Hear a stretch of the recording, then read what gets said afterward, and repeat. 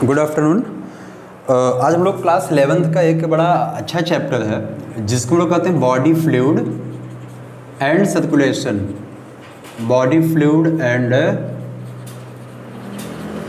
Circulation, ये जो chapter है इसका हम लोग एक टॉपिक देखेंगे जो कि बड़ा क्रिटिकल टॉपिक होता है, जो है मैकेनिज्म ऑफ हार्ट, है ना। इस चैप्टर में बेसिकली हम लोगों को बॉडी फ्लूइड के बारे में जानना होता है। अगर ओवरव्यू पूरे चैप्टर की हम लोग करें तो बॉडी फ्लूइड मीन्स होता क्या है और ये कितने टाइप का होता है। देखो, हम लोगों की बॉडी है, बॉडी में जितने भी फ्लूइड हैं जिस भी टाइप के हैं उनको हम लोग कहेंगे बॉडी फ्लूइड। और ये जो होते हैं बेसिकली दो टाइप के होते हैं। एक होता है अपना एक्स्ट्रा सेलुलर फ्लूइड और एक होता है इंट्रा सेलुलर फ्लूइड। नाम से ही देखो लग रहा है कि इंट्रा माने ये किसी पर्टिकुलर कोई सपोज करो सेल है और इस सेल के अंदर जो भी फ्लूइड होगा इस फ्लूइड को हम लोग नाम देंगे इंट्रा सेलुलर फ्लूइड।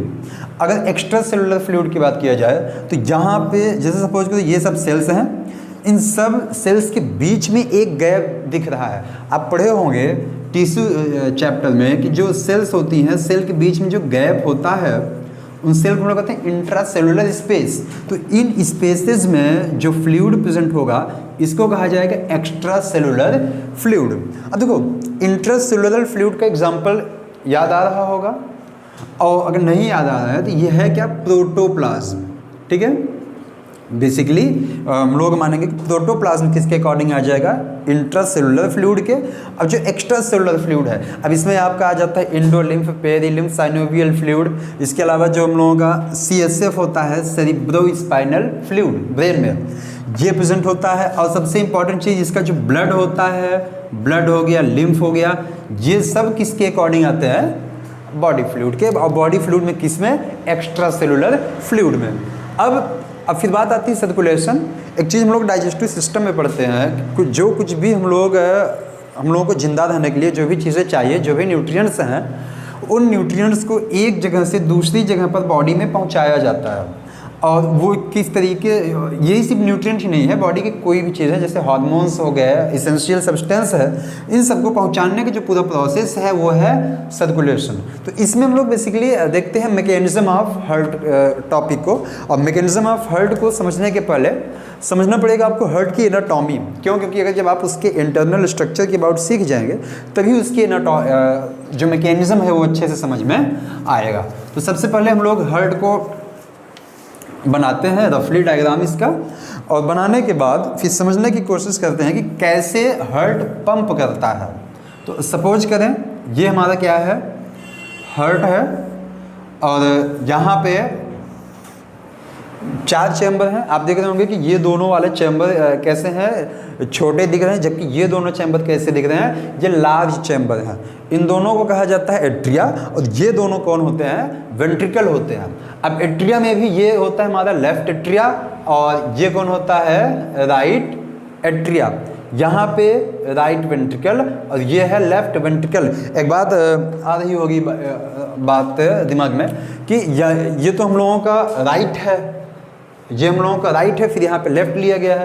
तो एक चीज़ जानते हो कि बायो में जो एक लाइफ स्पेन हम लोगों जो राइट हैंड होता है वो बायो का लेफ्ट साइड माना जाता है। तो अगर इस तरीके से हम लोग इधर साइड वाला क्या हमारा लेफ्ट है और ये साइड कौन सा है, राइट साइड है। तो राइट एट्रिया, ये right atria, left atria, right ventricle, left ventricle. अब आप देख रहे हो कि ये जो एट्रिया और वेंट्रिकल है ये दोनों एक दीवार के द्वारा अलग हुए हैं। अब सपोज करो कि एक ये कोई रूम है, इसके जस्ट बगल एक रूम है और बीच में एक वॉल है, एक दीवार है। वॉल को पढ़े लिखे शब्दों में बायोलॉजी में हम लोग कहते हैं सेप्टम। और ये बात आपको पता है कि जब किसी दो सेम चीज़ों के बीच की हम लोग बात करते हैं तो वहाँ पे इंटर वर्ड का यूज होता है। तो चूंकि अगर यहाँ पे हम लोग ये एट्रिया हैं दोनों, राइट एट्रिया, लेफ्ट एट्रिया, इन दोनों एट्रिया को देखो एक वॉल से अलग हैं। अब वॉल को हम लोग क्या कर रहे हैं, सेप्टम, और दो के बीच को क्या कर रहे हैं, इंटर। और एट्रिया का एक नाम और होता है ऑरिकल। तो यहाँ पे ये क्या हो गया, inter auricular septum, inter auricular septum. Same वही चीज़ हमारा यहाँ पे होगा, ये क्या हो जाएगा, इंटर वेंट्रिकुलर सेप्टम। अब आप देखो राइट एट्रिया राइट वेंट्रिकल के बीच में एक सेप्टम है। इसको हम लोग क्या कह रहे हैं, इसको कहते हैं atrio ventricular septum. Atrio ventricular septum, इतनी बात आई समझ में। अब देखो left atria and left ventricle, इन दोनों के बीच में एक वॉल्व होता है। इस वॉल्व को हम लोग कहते हैं bicuspid valve. Bicuspid valve, NCERT ने यहाँ पे एक बात और लिखा है, इसी को हम लोग मिट्रल वॉल्व भी कहते हैं, मिट्रल वॉल्व कहते हैं। और फिर जो राइट एट्रिया राइट वेंट्रिकल के बीच में एक वॉल्व प्रेजेंट है, इसको हम लोग नाम देते हैं ट्राइकस्पिड वॉल्व। देखो बायोलॉजी में मैक्सिमम चीज़ें चलती हैं पूरे के पूरे टर्मिनोलॉजी पे। यहाँ पे एक वर्ड आपको दिख रहा है कस्प, यहाँ भी है, यहाँ भी है। आप ऐसे टीथ में भी पढ़े होंगे, मोनोकस्पिड होता है या बाइकस्पिड है या ट्राइकस्पिड है। तो कस्प माने क्या होता है कि एक आप सपोज करो कि ये कोई एक स्ट्रक्चर है, अब यहाँ पे ऐसे 3 सूचर टाइप के बने हो, ऐसे जैसे हम लोग नाली टाइप का बना दिया कि हो फाड़ के, तो इसको हम लोग क्या कहेंगे सेप्टम, और सॉरी कस्प कहेंगे। और ये 3 जो है तो इसको हम लोग क्या कह देंगे ट्राइकस्पिड। और यही जो है बाइकस्पिड में कैसे होता है, इस तरीके से एक, अब आप यहाँ से आप देखो एक यहाँ से यहाँ और फिर यहाँ से यहाँ तक, ये कितना हो गया 2 कस्पिड है, इसलिए हम लोग इसको क्या कहेंगे बाइकस्पिड और इसको क्या कहते हैं ट्राइकस्पिड। अब जो बात आती है कि ये तो चलो ठीक है एनाटॉमी है। अब यहाँ पे आप देखोगे कि सेमी लूनार वॉल्व होते हैं, है ना, इसके लिए इसमें यूस्टिशियन वॉल्व वगैरह हो गए।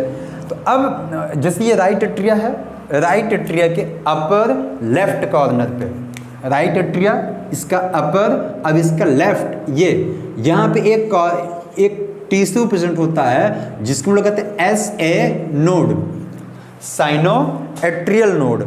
साइनो एट्रियल का एक नाम और है पेस मेकर, पेस मेकर एक नाम और इसका हर्ट ऑफ हर्ट कहते हैं, इसी को हर्ट ऑफ हर्ट कहा जाता है।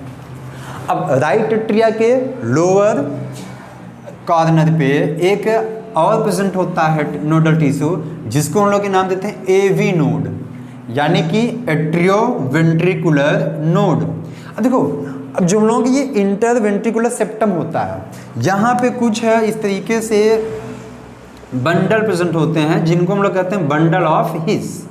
ये क्या है बंडल ऑफ हिस। अब इस बंडल ऑफ हिस जो आगे होते हैं, आगे चल के जो वेट्रिया है, सॉरी जो वेंट्रिकल है, वेंट्रिकल के चारों तरफ क्या होते हैं इस तरीके से फैल गए हुए होते हैं और इनको कहा जाता है पुरकिंजे फाइबर, पुरकिंजे फाइबर।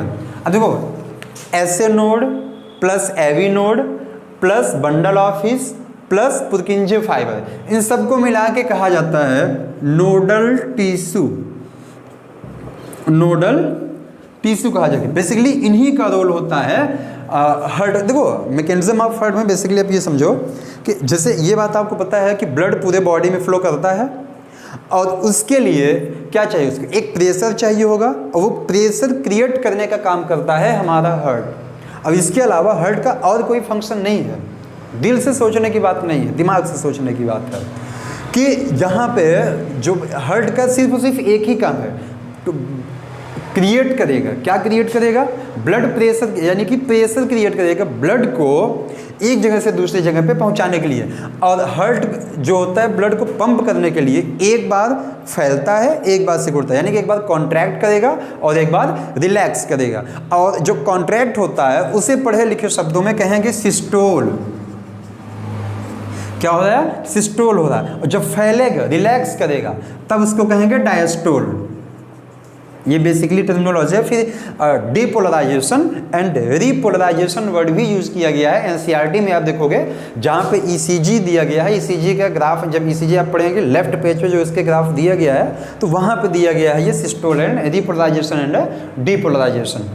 अब यही दो काम करता है, एक बार सिस्टोल करेगा एक बार डायस्टोल करेगा। तो सिस्टोल कैसा करता है और डायस्टोल कैसे करता है, इसको हम लोग समझने का प्रयत्न करते हैं। ऐसे नोड है, ऐसे नोड से इम्पल्स जनरेट होते हैं, ठीक है। और इसीलिए हम लोगों के दिल पे दिमाग का कोई जोर नहीं होता। कहने मतलब जो हम लोगों का हार्ट है इसमें हमारे ब्रेन का कंट्रोल नहीं होता है, इसकी जो ये तरीके से रेगुलेशन हो रहा है सिस्टोल एंड डायस्टोल कर रहा है, ये सिस्टोल करवाने के लिए जैसे नोड रिस्पॉन्सिबल होता है। इसीलिए जो हम लोगों का हार्ट होता है हम लोग इसको क्या कहते हैं, मायोजेनिक हार्ट है। कुछ न्यूरोजेनिक भी हार्ट होता है, जिनमें ब्रेन का कंट्रोल होता है उनको कहा जाता है न्यूरोजेनिक, और जिनमें नहीं होता उनको कहा जाता है मायोजेनिक हार्ट। चूंकि ये खुद एक्साइट हो रहा है, खुद से इंपल्स को जनरेट कर रहा है, इसीलिए हम लोग कहते हैं कि जो हमारा हार्ट है वो क्या होता है, ऑटो एक्साइटेबल होता है। ठीक है, अब देखो ये कैसे पूरा जनरेशन होता है इंपल्स का, कैसे पूरा सिस्टोल एंड डायस्टोल होता है, इसको चलो हम लोग देखते हैं। फिर से वही डायग्राम बनाते हैं समझने के लिए। ये सपोज करिए कि हार्ट है ना। अब इस हार्ट में यहाँ पे ऐसे नोड था, सबसे पहले एट्रिया सिस्टोल करेगा। अब सिस्टोल करने के लिए क्या होगा, इम्पल्स है, ऐसे नोड है, ऐसे नोड से कौन निकलेगा, इम्पल्स। ये इम्पल्स सब जाएंगे कहाँ पे, जो एट्रिया की वॉल है इस वॉल पे पहुँचेंगे, यहाँ पे पहुँचे, इस जगह पे पूरा पहुँचे। जब एट्रिया के वॉल पे पूरे इम्पल्स पहुँच जाते हैं, फिर ये क्या होता है, कॉन्ट्रैक्ट करना शुरू करेगा। अच्छा, जब कॉन्ट्रैक्ट करेगा तो इस पर्टिकुलर दोनों एट्रिया में प्रेशर क्या होगा, घटेगा कि बढ़ेगा, प्रेशर बढ़ेगा। और जब प्रेशर बढ़ेगा तो जो यहाँ पे बाइकस्पिड एंड ट्राइकस्पिड वाल्व हैं ये दोनों हो जाएंगे ओपन, और जब ओपन हो जाएंगे तो लेफ्ट एट्रिया से ब्लड आ जाएगा लेफ्ट वेंट्रिकल में, और राइट एट्रिया से ब्लड कहाँ चला जाएगा, राइट वेंट्रिकल में, राइट एट्रिया से राइट वेंट्रिकल में। अच्छा, अब ब्लड जो है एट्रिया से वेंट्रिकल में चला आया, अब वेंट्रिकल में इसको बैठना नहीं है, कहाँ पे जाना है, बॉडी में एंड लंग्स के पास जाना है। ठीक है, बॉडी में कौन सा ब्लड जाएगा, ऑक्सीजनेटेड, और लंग्स के पास कौन सा जाएगा, डीऑक्सीजनेटेड ब्लड जाएगा, ऑक्सीजनेटेड होने के लिए। तो अब देखो यहाँ पे आ गया। अब आने के बाद अब वेंट्रिकल से ब्लड को भेजना है उनके रिस्पेक्टिव जो हम लोगों के ब्लड वेसल्स हैं वहाँ पे। तो अब उसके लिए क्या होगा, उसके लिए ये होता है कि अब एट्रिया को डायस्टोल करना होगा और वेंट्रिकल को सिस्टोल करना होगा। तो वेंट्रिकल सिस्टोल कैसे करेगा, उसको ये चीज़ हम लोग देखें कि ये ऐसे नोड है, ऐसे नोड से इम्पल्स जाते हैं कहाँ पे, एवी नोड के पास, एवी नोड से जाते हैं बंडल ऑफ हिस के पास। अब बंडल ऑफ हिस ये पूरा कहाँ फैल जाते हैं, पुरकिंजे फाइबर में। जब पुरकिंजे फाइबर के पास ये पहुँचते हैं, पुरकिंजे फाइबर के पास पहुँचने के बाद अब वेंट्रिकल सिस्टोल होता है। जब वेंट्रिकल सिस्टोल होता है तो इसका प्रेशर बढ़ता है, जब प्रेशर बढ़ेगा तो बाइकस्पिड एंड ट्राइकस्पिड जो वाल्व है इन पे भी प्रेशर लगेगा ऊपर की ओर, और जब प्रेशर ऊपर की ओर लगेगा तो बाइकस्पिड ट्राइकस्पिड वाल्व दोनों क्लोज्ड हो जाएंगे। और जब ये क्लोज्ड होंगे एज इंस्टेंट, उसी समय एट द टाइम ऑफ, ये जो हमारा सेमिलुनार वाल्व है ये क्या हो जाएंगे, ओपन हो जाएंगे। और जब ये दोनों क्लोज वॉल्व हो जाएंगे तो first heart beat sound produce होती है, जिसको हम लोग कहते हैं लब। ये इंपॉर्टेंट चीज होता है कि बाइकस्पिड ट्राइकस्पिड वॉल्व के ओपन होने से साउंड प्रोड्यूस होती है या क्लोज होने से, क्लोज होने से। अच्छा, एक बात बताओ, जैसे मान लो कोई दरवाज़ा है, दरवाजे को जब आप खोलोगे, ओपन करोगे तब आवाज़ आएगी, दरवाजे को जब खींच के बंद करोगे तब आवाज़ आएगी इसकी। तो जायज़ सी बात है, जब आप उसको क्लोज करेंगे और तब आवाज़ आएगी। तो वही चीज़ यहाँ पर भी है, जब ये दोनों वाल्व क्लोज्ड होंगे फिर क्या आएगी, लब साउंड प्रोड्यूस होती है। अब ये कॉन्ट्रैक्ट कर रहा है, ब्लड आगे यहाँ ब्लड वेजल्स में। अब ब्लड वेजल्स में चूंकि जब यहाँ पे इनका प्रेशर बढ़ेगा, यहाँ पे प्रेशर बढ़ने के बाद फिर ये सेमिलुनार वाल्व क्या हो जाएंगे, क्लोज हो जाएंगे। तो second heart beat sound produce होती है, जिसको हम लोग कहते हैं डब कहते हैं।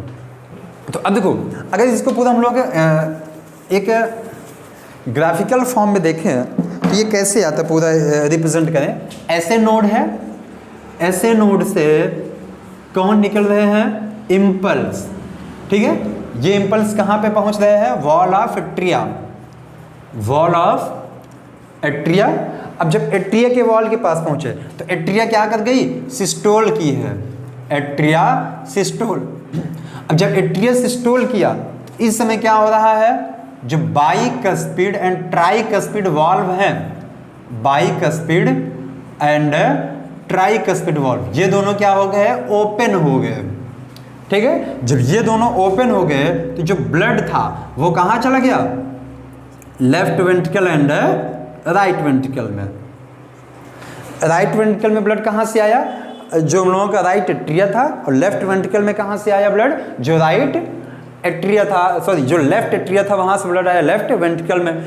अब अगर मान लीजिए कि अब वेंट्रिकल को सिस्टोल होना है, उसके लिए क्या होगा, ऐसे नोड से इंपल्स कहाँ पहुँचेंगे, एवी नोड के पास, एवी नोड के पास से फिर ब्लड कहाँ जाएंगे, सॉरी ये इंपल्स कहाँ पहुँचेंगे, एवी नोड के पास से अभी जाएंगे बंडल ऑफ हिस के पास, बंडल ऑफ हिस के पास से फिर कहाँ ये भेज दिए जाएंगे, पुरकिंजे फाइबर के पास। अब पुरकिंजे फाइबर के पास जब ये इंपल्स पहुँचे तो जो हम लोगों का वेंट्रिकल है, वेंट्रिकल क्या कर गया, सिस्टोल किया। अच्छा, जब वेंट्रिकल सिस्टोल किया तो उसमें बाइकस्पिड एंड ट्राइकस्पिड वाल्व जो थे ये क्या हो गए, क्लोज्ड हो गए।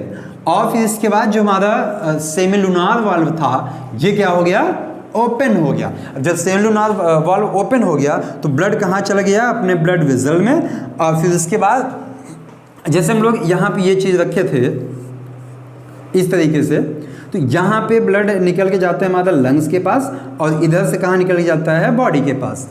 अब जो ब्लड यहाँ पे पहुँचा है या यहाँ पे बॉडी के पास, जो हम लोगों को ये लेफ्ट साइड वाला है, चाहे लेफ्ट एट्रिया हो और चाहे लेफ्ट वेंट्रिकल हो, इधर कैसा ब्लड होता है हम लोगों का, ऑक्सीजनेटेड ब्लड होता है। और इधर राइट साइड कैसा होता है, डीऑक्सीजनेटेड ब्लड होता है। डीऑक्सीजनेटेड ब्लड का मतलब ये कि partial pressure of CO2 is more than partial pressure of oxygen. Deoxygenated blood में जो हमारा PCO2 है it will be the higher, और जो हमारा ये O2 है इसका कंसंट्रेशन क्या होगा, कम होगा। बट इधर के लिए अगर हम लोग बात करें तो partial pressure of CO2 will be less and partial pressure of O2 will be more. It means it is the oxygenated blood और ये कैसा है, डीऑक्सीजनेटेड ब्लड। अब तो यही पूरा हम लोगों को होता है मैकेनिज्म ऑफ हार्ट किस तरीके से पूरा वर्क करता है हमारा, ये उसका पूरा रिप्रेजेंटेटिव फॉर्म है।